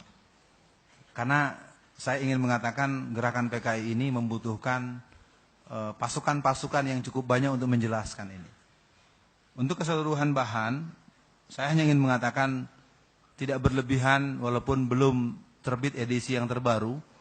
Buku ini cukup mewakili dengan jumlah mendekati 100 halaman. Saya menerangkan lengkap 10 tahap sistematika bagaimana mensikapi mereka. Dan buku ini tentu tidak cukup untuk yang hadir. Silakan disiasati supaya nanti jangan sudah pulang ke kampung baru telepon saya. Pak, bukunya ada nggak Pak? Waduh, telat Mas. Ya. Yang pertama dari Mas Agus Mulyono. Kurikulum ini merupakan sebuah hal yang harus kita baca di beberapa titik. Titik pertama soal PKI. Titik kedua adalah kurikulum di AMN dan Akpol. Kenapa pensikapan pihak militer dan pensikapan pihak kepolisian sering punya dosis yang sangat berlebih kalau mensikapi gerakan Islam? Ternyata kurikulum di akademi militer dan kurikulum di akademi kepolisian itu ternyata juga diolah dengan baik oleh jaringan Salib dan Palu Arit. Maka beberapa kali saya dengar, saudara-saudara, kita ini mempersoalkan PKI. Tetapi yang berbahaya itu adalah gerakan Islam. Ini mungkin sebagai temuan langsung ya, karena saya terlibat banyak dalam menghadapi gerakan PKI ini. Jadi, segala catatan, konsepsi dalam pendidikan, dalam konteks kurikulum yang membuat kita juga punya tanda tanya. Bagaimana kita punya kurikulum yang baru dibentuk, yang namanya kurikulum berbasis kompetensi, kemudian kurikulum tahun 2006, kurikulum 2013 baru mau diterapkan, langsung dibatalkan. Padahal yang membatalkan adalah orang yang merumuskan. Saya ingin mengajak para jamaah untuk memahami ada apa dengan negeri kita. Kenapa saya larikan ke sana? Karena persoalan yang tadi ditanyakan oleh Pak Agus Mulyono, kita jangan memandang anak-anak itu secara underestimate. Mereka akan mudah memahami banyak hal karena mereka dengan cepat membuka lewat gadget mereka, lewat handphone mereka. Ya, ini sebagai catatan saja. Bahwa gerakan-gerakan yang dipahami, saya ambil contoh, cuman saya tidak berani menyebut nama lembaga dan nama tokohnya karena ini tokoh Islam. Satu hari, pihak kepolisian menangkap seorang anak SMA kelas 2. Karena ada pengaduan dari banyak kalangan, dia adalah pengkader Front Pelajar Komunis. Bayangkan, SMA kelas 2, pengkader daripada gerakan pelajar komunis. Si bapak dipanggil, karena dia tokoh Islam. Dan saya sangat kenal ayahnya, mohon maaf, ini juga untuk kekuatan kebersamaan kita. Akhirnya ditanya, kenapa Pak kok anaknya jadi begini? Selidik punya selidik, ternyata bapaknya ini tahun 50-an 60-an itu tokoh anti PKI. Jadi buku-buku Karl Marx, buku-buku Hegel, Feuerbach segala macam itu ada dalam perpustakaan pribadi dia yang disimpan di gudang di lantai atas. Karena dalam keadaan cukup pening kepala, anaknya ditangkap gara-gara dianggap pengkader gerakan PKI di kalangan pelajar. Pas dia lihat gudang bukunya jebol. Sudah diambil oleh anaknya. Nah, ini buku ini dipakai yang namanya Kurpol, Kuliah Revolusi Politik. Ya, jadi kalangan PKI itu mempunyai beberapa latihan. Ada yang namanya Kurpol, ada yang namanya MDL. Nah, gerakan mereka di kalangan mahasiswa dimotori oleh LMND dan FMN. Ya, saya tahu mereka kalau disebut ini biasanya tambah marah dengan saya.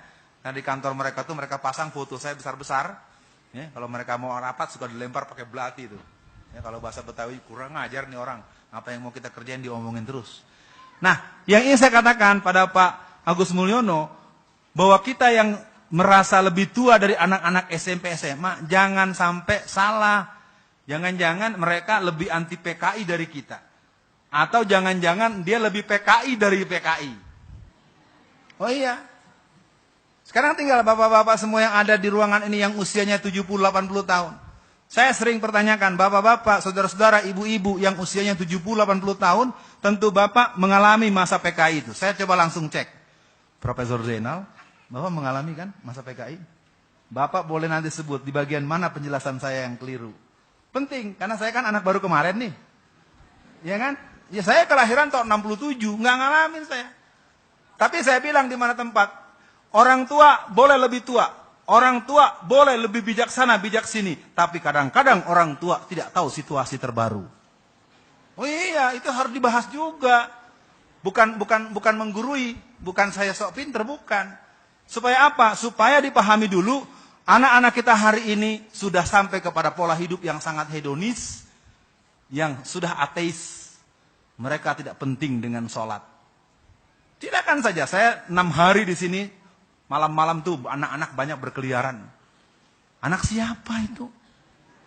Anak orang?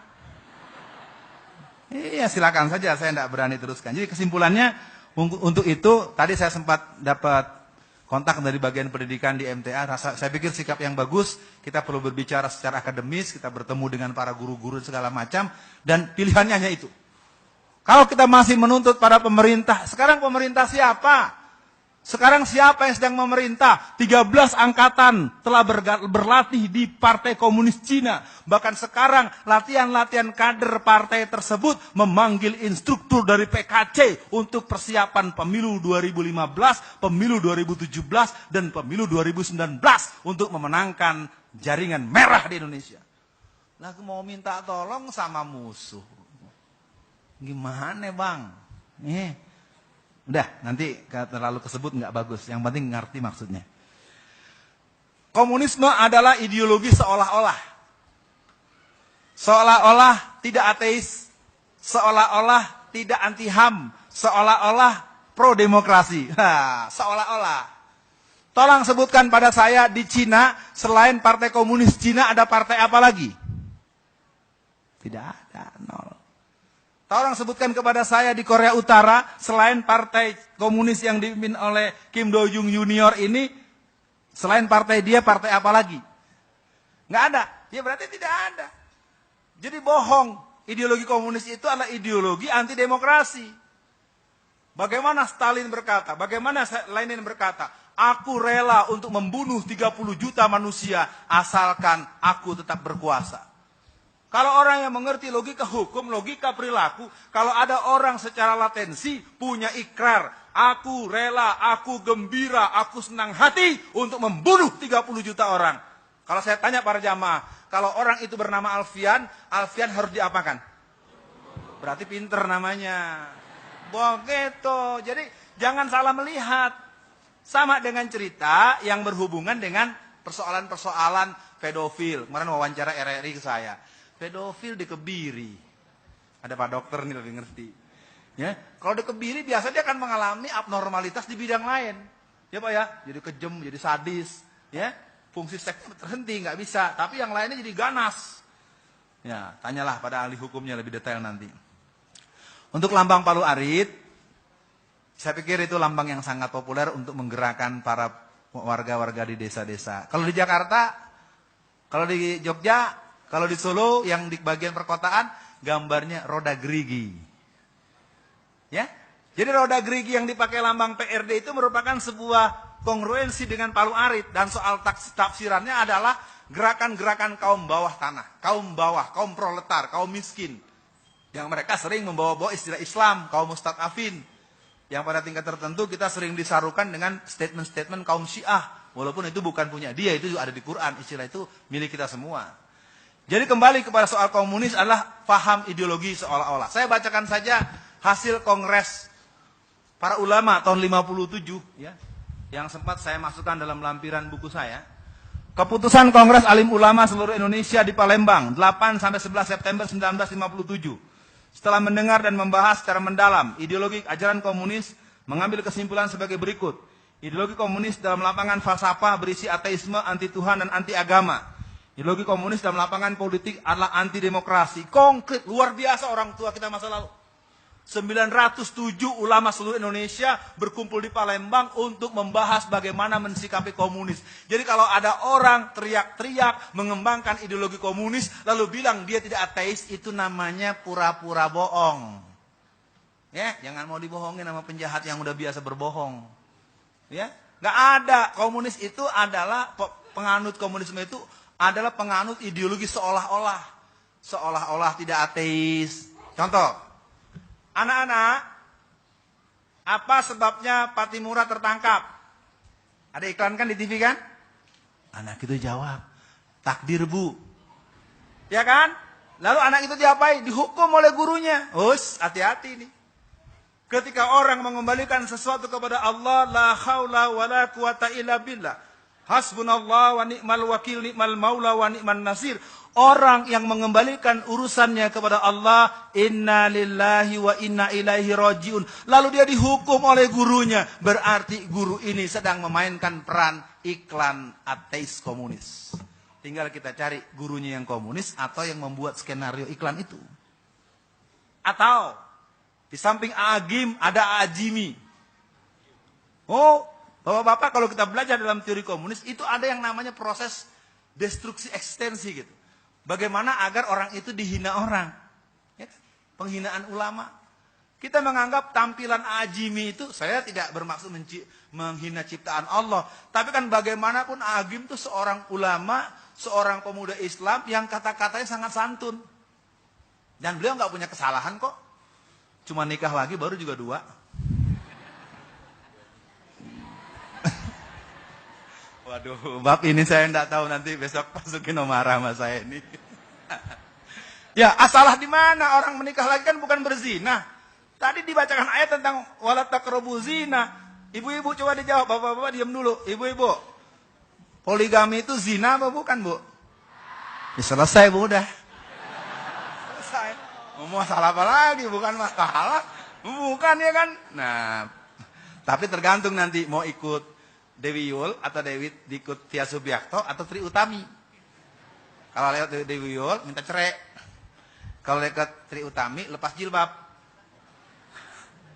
Udah leh, ini iklan apa? Yang kedua dari yang kedua tadi siapa ya? Mas Taufan. Kacau balau, intelijen segala macam. Intelijen kita sekarang Pak Sutioso. Saya ingin katakan intelijen kita banyak punya pengetahuan tentang PKI. Sangat banyak. Tapi mereka tidak serius menghadapi PKI. Karena yang mereka inginkan, jangan pernah tumbuh kekuatan politik Islam. Jangan pernah tumbuh. Karena ini adalah rekomendasi dari NIC. Sebuah badan intelijen internal Amerika yang betul-betul mengunci mati. Jangan sampai di Indonesia ini ada kekuatan politik Islam yang memadai. Ini mungkin yang dibahasnya di lain waktu dan narasumber yang lain saja. Ya. Jadi kira-kira begitu. Jadi intelijen, BIN, segala macam mereka tahu ada PKI, tapi buat mereka membahas PKI, menghadapi PKI tidak menjadi sesuatu yang diprioritaskan. Apakah orangnya, apakah anggarannya? Jangan tanya saya lagi, tanya langsung pada Pak Sutioso. Kenapa Pak? Ketiga dari Bapak Sumarwan. Mukhtar Papahan ini kemana-mana. Tadi mana tuh Pak Sumarwan di sini apa di bawah? Di lantai 4. Di atas saya nggak kelihatan, saya nggak lihat aja di layar itu. Mukhtar Papahan kemana-mana pakai kopiah, istrinya kemana-mana pakai jilbab. Dia bukan Muslim, dia adalah Nasrani Protestan. Satu ya, ayahnya bernama Bebas Papahan, pemuda rakyat yang pernah mencangkul kepala Letnan II Sujono sampai putus kepalanya dalam peristiwa Bandar Betsi di Sumatera Utara, di Medan. Jadi Mukhtar Papahan ini adalah salah satu orang yang dengan terang benderang ketika dia mengadvokasi PT Maspion. Di awal-awal reformasi dia orang yang sering dikenal pemberani, itu maaf ya, memang orang-orang dari kawan-kawan si Papahan, Panjaitan, Huta Galung, Huta Sowit dan seterusnya itu ya. Itu kan paling pinter kalau omong depan umum, paling pinter tuh. Jadi pengacara, jadi awal pinter ngomongnya bagus. Jadi saya tahu betul ketika dia membela karyawan PT Maspion, dia minta jatah 1 miliar. Dia jamin kepada Departemen Tenaga Kerja bahwa ini 12.000 karyawan yang demonstrasi tidak akan macam-macam, tidak akan neko-neko, tidak akan anarkis.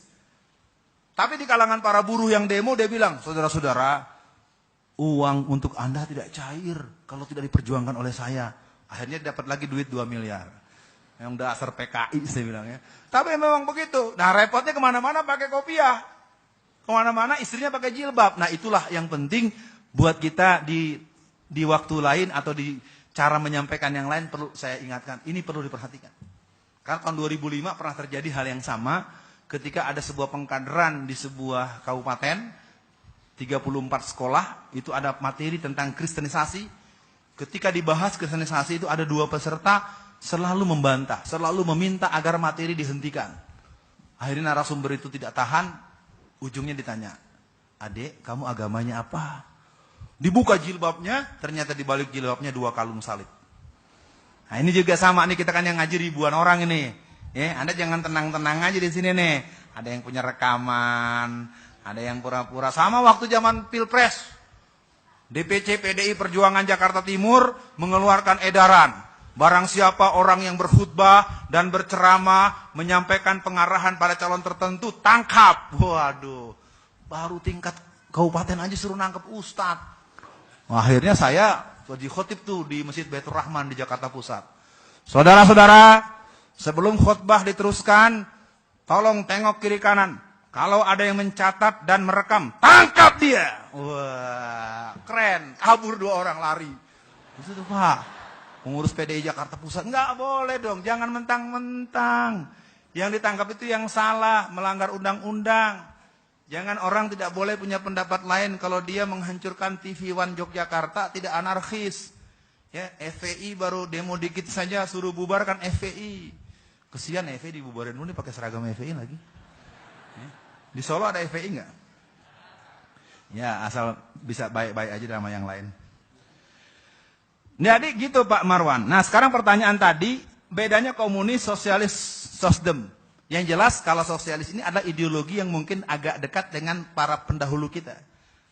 Cuman kemudian ketika dia masuk pada spektrum antroposentrisme, konsepsi gerakan mereka memang mengarah kepada kekuatan hanya manusia yang bisa menyelesaikan urusan. Itu menyalahi tauhid. Nah, kita bisa bayangkan bagaimana konsep yang ditawarkan oleh Haji Umar Saccokro Aminoto. Dia adalah guru bangsa yang mengajarkan pada seluruh para pemimpin-pemimpin bangsa di negeri kita.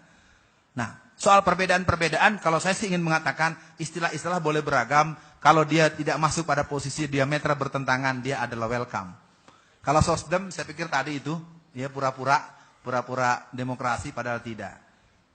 Apakah termasuk strategi komunis dalam memecah belah persatuan? Yang jelas, ciri kader komunis adalah seperti ini. Ada masalah, lalu ada dia, masalah yang ada, jadi tambah rumit. Nah, itu ciri-cirinya. Ya, jadi kalau Anda punya situasi, apakah di yayasan, apakah di organisasi, ada masalah, lalu dia datang, kedatangan dia bukan memperjernih keadaan, tapi malah bikin kacau keadaan. Nah, ini berarti perlu diperiksa nih. Ya, ada anasir-anasir apa di batok kepala dia. Ya, mudah-mudahan ditangkap semangat itu. Apakah waktunya masih ada? Saya serahkan pada pengatur acara. Baiklah. Terima kasih, kita masih ada sesi kedua. Tadi sudah ada satu penanya nomor 33, saya buka lagi satu penanya. Silakan sebutkan nomor mikrofon. 16, 38, 29, 29. Di depan Pak Tri nomor berapa itu yang terdekat? Tolong dipersiapkan, kami silakan nomor 33 terlebih dahulu. Silakan singkat saja, ini waktunya sudah terbatas, satu penanya saja, monggo. Assalamualaikum warahmatullahi wabarakatuh. Salam. Nama saya Sri Rahayu dari SMA MTA. Dengan adanya penjelasan dari Bapak Alfian di atas, bagaimana sikapnya generasi muda untuk menghambat gerakan PKI di Indonesia? Generasi muda misalnya seperti perkaderan pelajar, mahasiswa, saya kira jika untuk pelajar dan mahasiswa itu penting karena kita adalah lembaga terdidik yang nantinya masa depan bangsa berada di tangan pelajar dan mahasiswa. Yang kedua, karena sebenarnya para siswa dan siswi di sini secara sadar memang anti komunis alias menolak dan tidak secara gamblang menolak. Dengan kondisi seperti itu, apabila kita mendirikan komunitas anti komunis, apakah kita akan mendapat perlindungan? Begitu. Terima kasih atas jawabannya. Baik, cukup. Kemudian penanya kedua. 38, 39. Nomor 16. Nomor 16. Assalam. Tidak ada? Assalamualaikum Oke. warahmatullahi wabarakatuh. Saya Muhammad Hadi Santoso dari SMA MTA. Ingin menanyakan, kan tadi di slide tadi dijelaskan oleh Pak Alfian untuk kembali pada UUD 1945. Nah, ini bagaimana cara kita mengembalikan ke UUD 1945.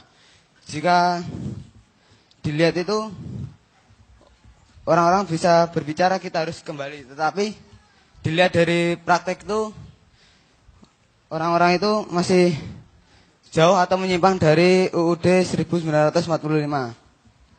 Terus yang kedua itu, tadi di slide juga disebutkan tentang menurunkan wibawa pemerintah. PKI itu apa ya? Yang seperti itu. Lah, yang dimaksud dengan menurunkan wibawa pemerintah itu seperti apa, Pak? Mohon untuk dijelaskan. Sekian, wassalamualaikum warahmatullahi wabarakatuh. Waalaikumsalam. Terima kasih. Kemudian penanya terakhir kami silakan Pak Enci Nutriono.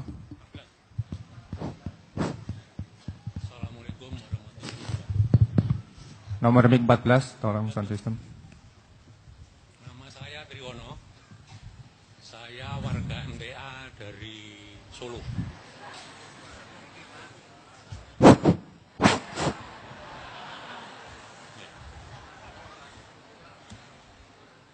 Mungkin cerita saya ini nanti bisa untuk pembanding dalam rangka penangkalan PKI.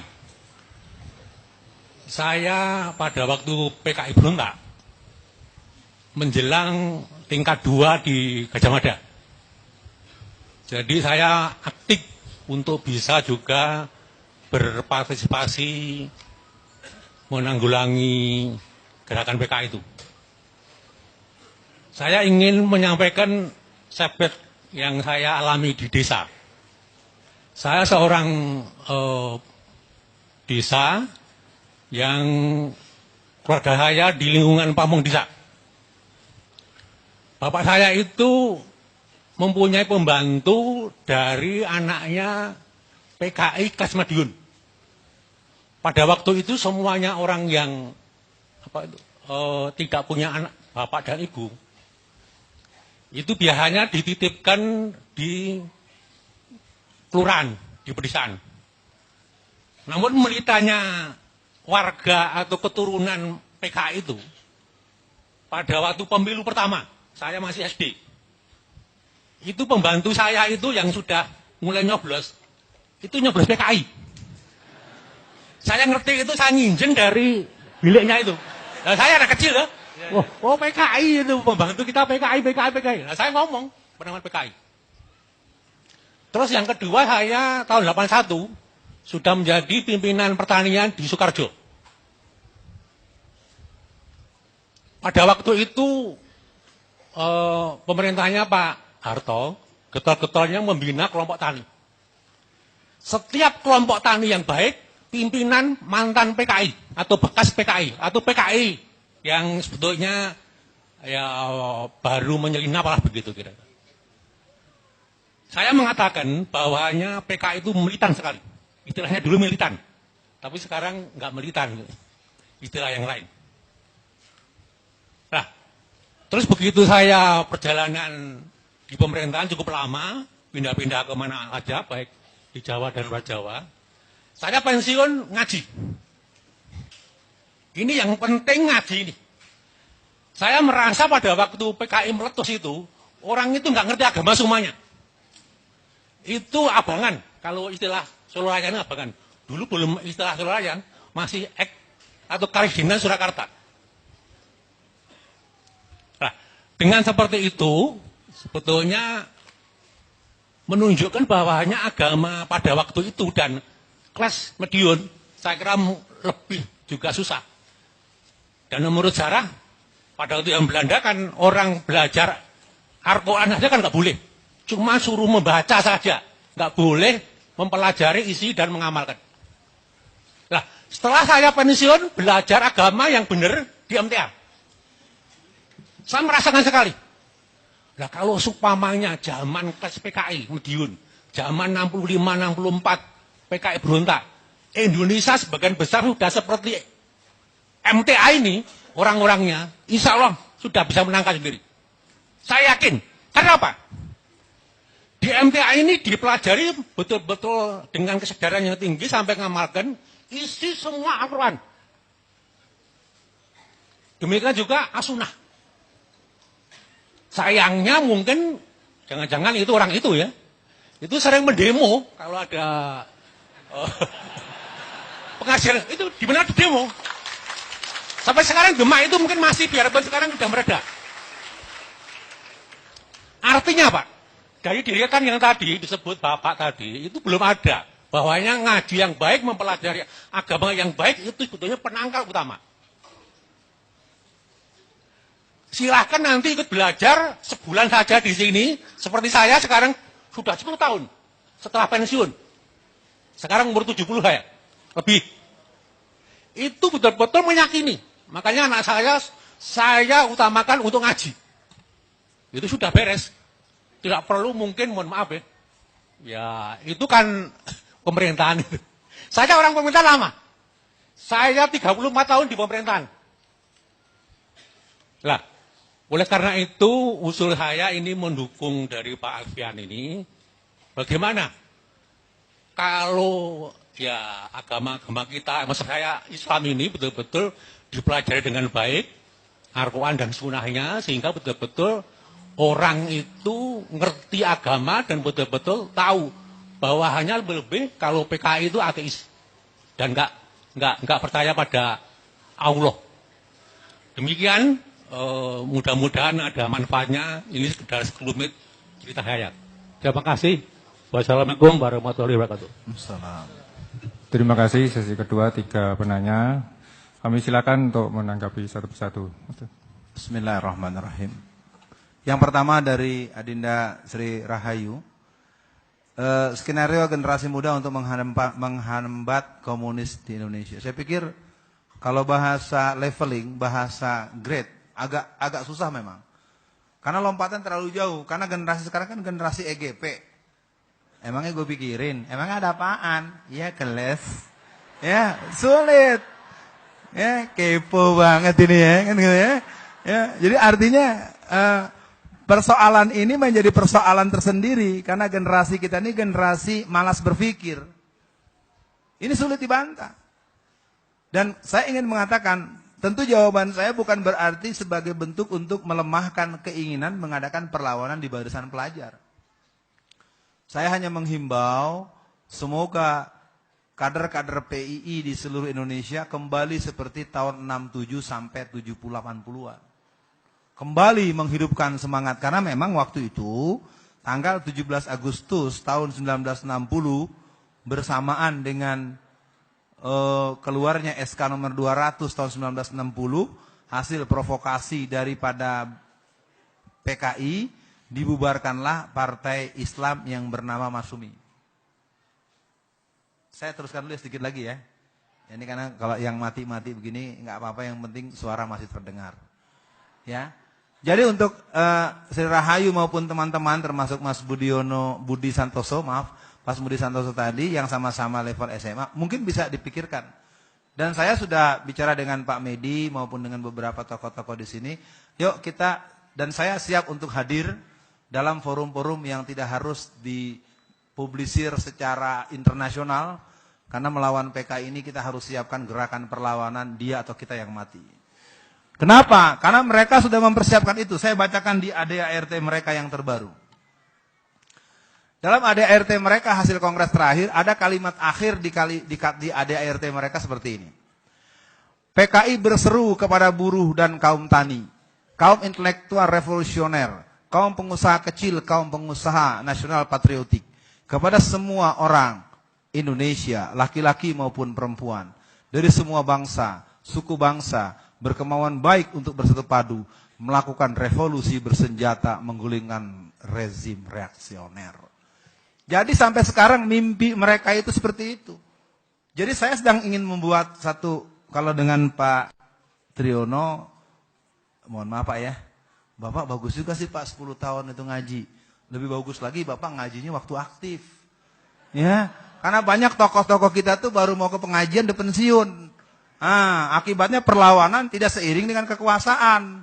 Nah, jadi buat Pak Triyono kita doakan semoga beliau tetap rajin ngaji, beliau sehat, dan nanti beliau termasuk orang-orang yang husnul khotimah dan masuk surga ketemu dengan semuanya, nggak ada yang tersisa. Nah, kenapa saya mesti jawab begitu? Ada perintah dari sidang Dewan Gereja per Desember 2007 untuk merebut posisi ketua RT dan ketua RW. Ada perintah dari jaringan gereja untuk jangan mengikuti keluarga berencana. Silakan periksa di daerah-daerah basis Kristen, tidak ada BKKBN.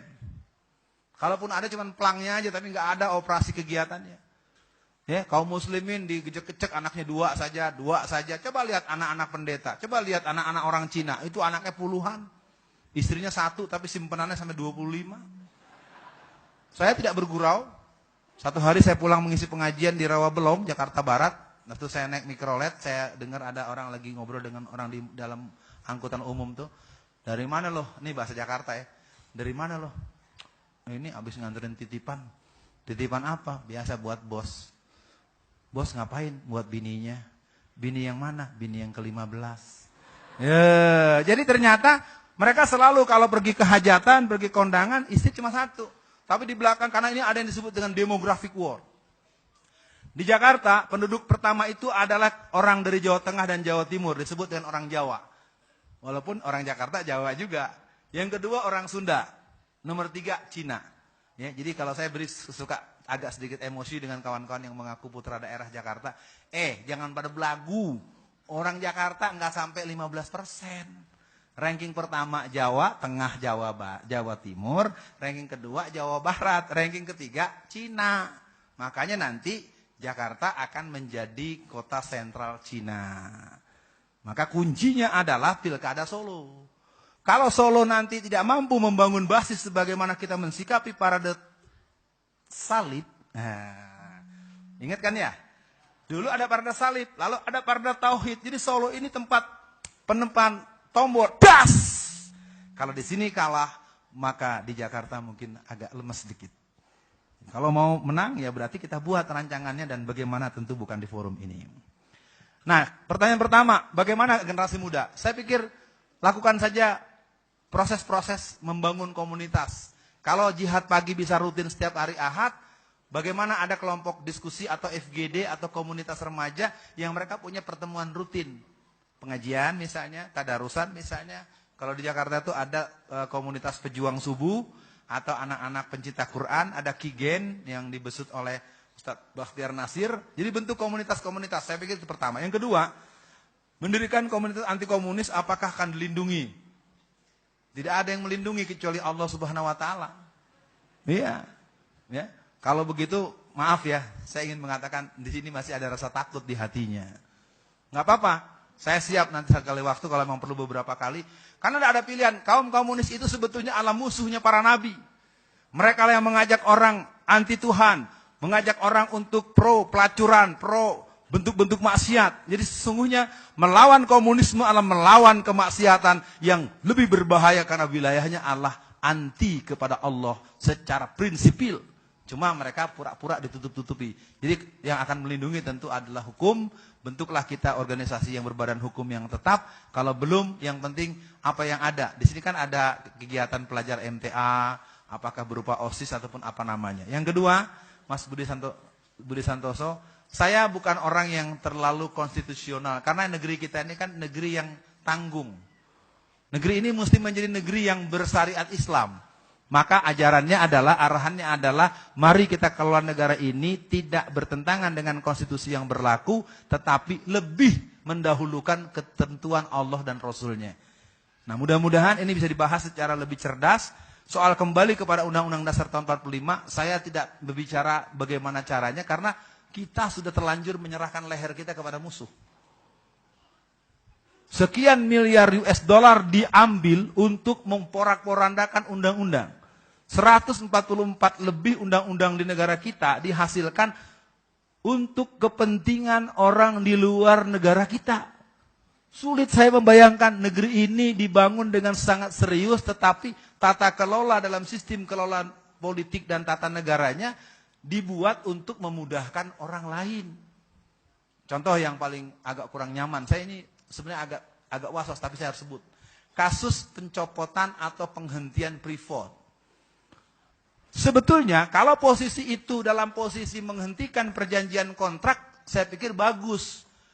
Tapi ketika dengan sembrono melepaskan penghentian kontrak lalu menyerahkan sepenuhnya kepada Gubernur Irian, itu berarti menyerahkan senjata kepada OPM. Aduh, saya bilang nih nggak ngerti ngurus negara tuan ini. Mohon maaf, saya pikir ini juga jadi kekhawatiran saya. Jadi mestinya tetap kontrak dibatalkan, ambil alih pengelolaan negara, masuk kepada manajemen tata negara di tingkat pusat. Jangan diserahkan pada Gubernur Irian. Kalau dikasih ke Gubernur Irian, nanti Gubernur Irian itu akan menggunakan sepenuhnya untuk menuntut kami sudah punya gunung emas, kami sudah punya uranium, kami sudah punya ini, maka kami tidak perlu lagi Indonesia. Ya, ini mungkin catatan agak sensitif, tetapi Undang-Undang Dasar 45 ini yang pasti pasal 6 telah menjadi kemenangan orang-orang yang non-muslim berkipas-kipas untuk mau jadi presiden. Soal menurunkan kewibawaan pemerintah, kalau pemerintahannya bertentangan dengan pandangan-pandangan mereka. Kalau sekarang kelihatannya agak senafas. Yang terakhir, pengalaman Bapak Triyono, saya pikir sudah saya respon tadi. Setuju Pak, ngaji terus ngaji, dan saya juga perlu belajar mengaji kepada guru-guru saya. Akhirnya selesai sudah tugas saya mohon maaf. Sudah Pak ya? Sudah kan? Ya, cukup. Ya, kalau sudah saya closing statement saja. Saya menyatakan permohonan maaf yang sebesar-besarnya. Kalaulah yang kukatakan kurang berkenan di hatimu, tak kumaksudkan untuk melukai hatimu. Yang pasti, apa boleh buat, emang gayanya anak Betawi begini. Ya, ceplas-ceplos, asal nyeplak, asal jeblak. Ya. Tapi sesungguhnya saya perlu banyak diberikan pengarahan pada sahabat saya, pada guru saya Ustadz Sukino, pada Profesor Zainal, dan beberapa tokoh-tokoh yang hadir. Saya tidak tahu apakah calon wali kota ada hadir nggak di sini nih? Dua-duanya hadir? Nggak ada. Ya sudah, kalau nggak ada berarti memang tidak ada. Saya mohon pamit, dan sekali lagi saya tetap tadi membawa tulisan yang mudah-mudahan bisa diatur supaya sebelum pulang ada bagian-bagiannya. Dan sebagai penutup, tentu saya mohon maaf. Al-haqqu min rabbika fala takunanna minal mumtarin. Assalamualaikum warahmatullahi wabarakatuh.